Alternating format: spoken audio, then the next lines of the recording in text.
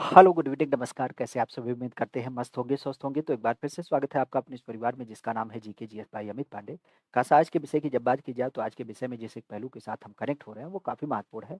और अभी हमारे यूपी में एक स्कीम लाई गई है जिसका बड़ा मतलब कह सकते हो कि अच्छा पहल है, जो खास करके एक नाम ही दिया गया है, जिसे नाम दिया गया कृषक सखी। तो अभी आपने सुना होगा कि हमारे यहाँ पे किसान मित्र आपको हमेशा देख मिलते थे, और किसान मित्र के अलावा रोजगार मित्र आपको देख मिलते थे, और भी पंचायत मित्र आपको देख मिले, अलग-अलग विधाओं में शिक्षा मित्र आपको देख मिले। तो अब हमारी राज्य की जो संकल्पना है वो ये है कि महिलाओं को हमें एक तरीके से रोजगार देना है, और इसी क्रम में इन्होंने कई सारी व्यवस्थाओं को लागू किया।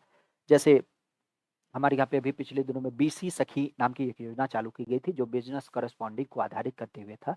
अब उसी ही क्रम में अगर देखा जाए तो महिलाओं को एक बार फिर से सशक्त बनाने के लिए ये कृषक सखी नाम की एक स्कीम अनाउंस की गई है। अब कृषक सखी की जब बात की जाए तो हमारे पूरे प्रदेश में लगभग-लगभग 9,368 जो आपकी महिलाएँ हैं, वह इसमें आपकी चुनी जानी हैं, ठीक है? तो 9,368 पद हैं, पहली बात। और दूसरी बात अगर देखा जाए तो ये चूँकि थोड़ा-सा एक चीज़ ध्यान रखिएगा, ये गाँव स्तर पे आपकी नौकरी है, तो इसमें आपको कोई परीक्षा वगैरह नहीं देना है। जिस तरीके से आपने देखा होगा ना कि शिक्षा मित्र, किसान मित्र, पंचायत मित्र, रोजगार मित्र, इन सब का चयन हुआ है डायरेक्ट, तो इनके लिए कोई परीक्षा नहीं आयोजित की गई। तो ये 2 बातें यहाँ पे आपकी क्लियर हो जाती हैं कि पहली बात ये महिलाओं के लिए केवल है, चूँकि नाम से ही पता चला है कृषक सखी, ठीक है? तो कृषक सखी की जब बात की जाए तो केवल महिलाओं के लिए है। और दूसरी बात अगर देखा जाए तो इसमें कुल आपके प्रदेश स्तर पे 9,368 पद हैं, और सीधी-सी बात, इसमें कोई परीक्षा वगैरह नहीं होगी।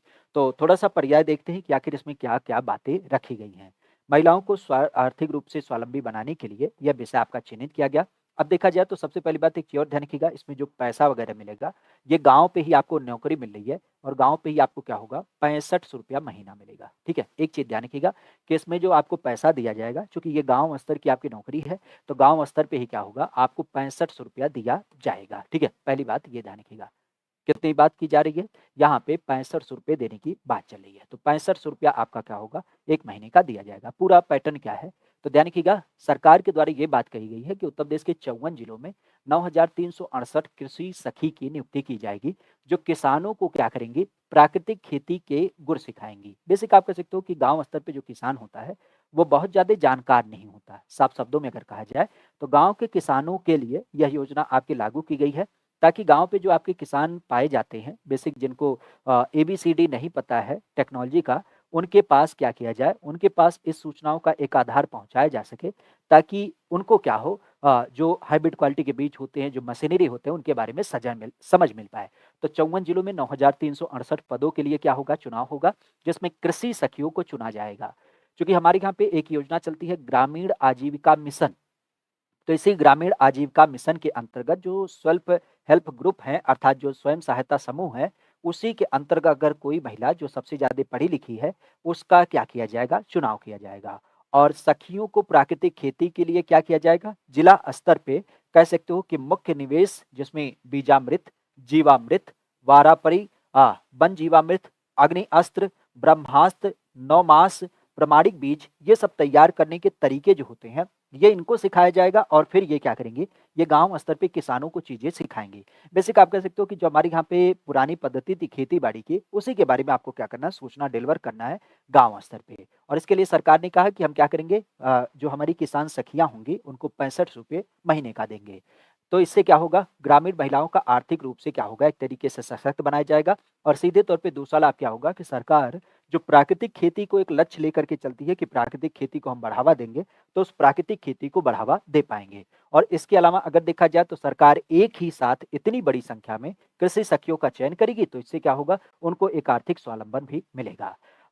चयन करने के बाद इनका क्या होगा कि प्राकृतिक खेती के लिए, फसलों के उत्पादन कराने के लिए इनको प्रशिक्षण मिलेगा, और ये जो प्रशिक्षण होगा, कृषि वैज्ञानिकों के माध्यम से आपको दिया जाएगा, जो विभिन्न प्रकार के, जैसे आप कह सकते हो कि प्रजातियों का चयन करना, उनको कैसे बुआई करनी है, उनको कैसे संरक्षित करना है, उनके पोषक तत्व क्या होते हैं, इन सब चीज़ों के बारे में सीधी-सी बात आपको सिखाया जाएगा, तो आप वही चीज़ क्या करेंगे, किसानों को सिखाएँगे।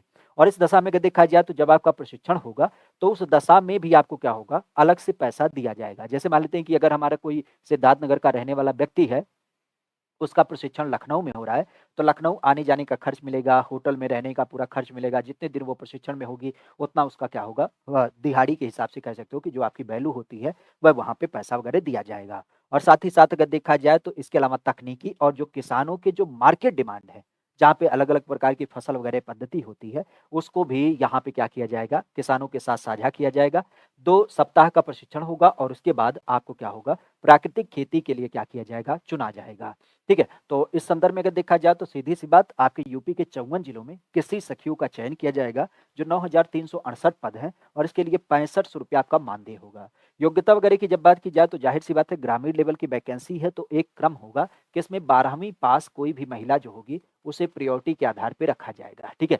अगर 12वीं पास है तो 12वीं पास है, नहीं तो मान लेते हैं कि स्नातक पास है। ठीक है?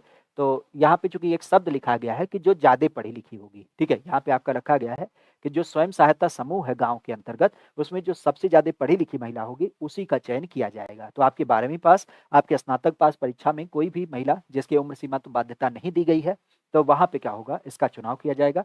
आपके 58 जिले जो आपके चिन्हित किए गए हैं, वो कुछ इस प्रकार से हैं कि आपका आगरा, अलीगढ़, अम्बेडकर नगर, औरैया, आजमगढ़, बागपत, बहराइच, बलरामपुर, बांदा, बाराबंकी, बरेली, बस्ती, बिजनौर, बदायूं, बुलंदशहर, चंदौली, चित्रकूट, देवरिया, एटा, इटावा, फर्रुखाबाद, फतेहपुर, फिरोजाबाद, गाजीपुर, गोरखपुर, हमीरपुर, हरदोई, जालौन, झांसी, कन्नौज, कानपुर देहात, कानपुर नगर, लखीमपुर खीरी, ललितपुर, लखनऊ, महोबा, मैनपुरी, मथुरा, मिर्जापुर, मुजफ्फरनगर, प्रतापगढ़, प्रयागराज, सहारनपुर, संभल, संतकबीरनगर, शाहजहांपुर, शामली, श्रावस्ती, सिद्धार्थनगर, सीतापुर, सोनभद्र, सुल्तानपुर, उन्नाव, बनारस, इन सब के नाम क्या किए गए हैं, इसमें आपके शामिल किए गए हैं।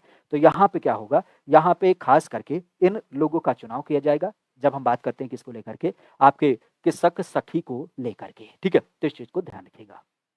आप कह सकते हो कि हर जिले में लगभग-लगभग आपके गाँव स्तर पे क्या होगा, इनका चुनाव होगा। अब ये है कि पहली बार में ये योजना चालू की जा रही है, तो अभी पहला चरण होगा। इसको जब विस्तारित किया जाएगा, तो और भी इसका क्या होगा, ब्रॉड लेवल पे आपकी वैकेंसी वगैरह निकाली जाएगी, ठीक है? सिद्धार्थ 2.0 में डेमो वीडियो है क्या? नहीं, डेमो वीडियो नहीं है, डेमो देखने के लिए आप यूट्यूब देख सकते हैं, ठीक है? और बाकी ऐसा थोड़ी ना है कि हम यूट्यूब पे नाच के पढ़ाते हैं, वहाँ पे बिल्कुल ऑर्केस्ट्रा करके पढ़ाते हैं, ठीक है? बहुत सामान्य सी पढ़ाई होती है, जो आपका विषय है, उसके अनुसार आपका पढ़ाया जाता है।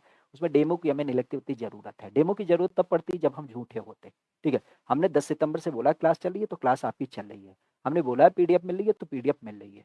कमिटमेंट अपना जो है वो पूरा होना चाहिए, बस यही बात है। आपका जो विषय है, आपका जो सिलेबस है वो कराया जा रहा है। हमें कौन-सा मेले में प्रदर्शनी दिखानी है कि भैया ये 2 ठो चनौरी का दाना दे दीजिए, डेमो हो जाए, ठीक है? तो इसी कारण से हमने कोई डेमो वगैरह नहीं रखा है, ठीक है? सीधे तौर पे आपका जो सिलेबस है उसको वहाँ पे कंप्लीट कराया जा रहा है, तो डेमो का कोई पैटर्न वहाँ पे नहीं है, ठीक है? चलेगा बहरहाल आज के विषय को यहीं विराम देते हैं। कोई नई सूचना होगी, कोई नया संदर्भ होगा तो उसको भी क्या करेंगे, आपके साथ साझा करेंगे। Thank you all the best.